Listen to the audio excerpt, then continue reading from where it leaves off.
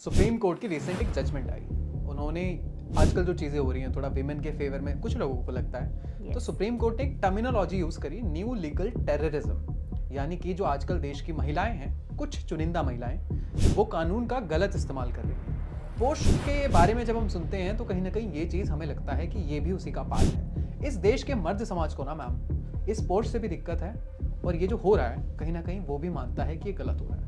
कैसे समझाओगे आप as a lawyer? देखिए, अब मैं अदर एक्ट की बात करूं, जैसे आपका 498 हो गया या जी। डोमेस्टिक वायलेंस हो गया, जी। नो डाउट बहुत फॉल्स कंप्लेंट्स हो रही हैं। जी।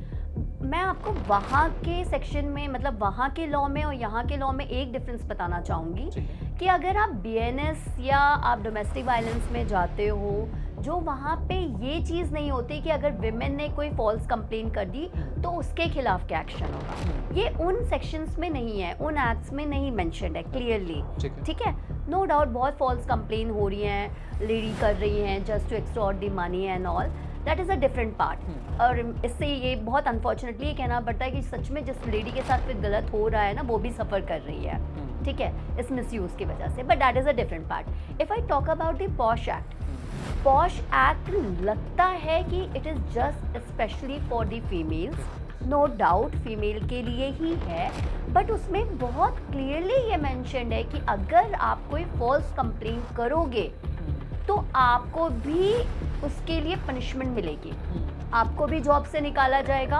आपको भी डिमोट किया जाएगा। तो वो एक जो कहते हैं ना कि अगर लड़कियां फॉल्स कंप्लेन करना भी चाहें तो एक्ट उनको कहीं ना कहीं डराएगा, तो वहाँ पे मिसयूज़ के चांसेस थोड़े कम हैं।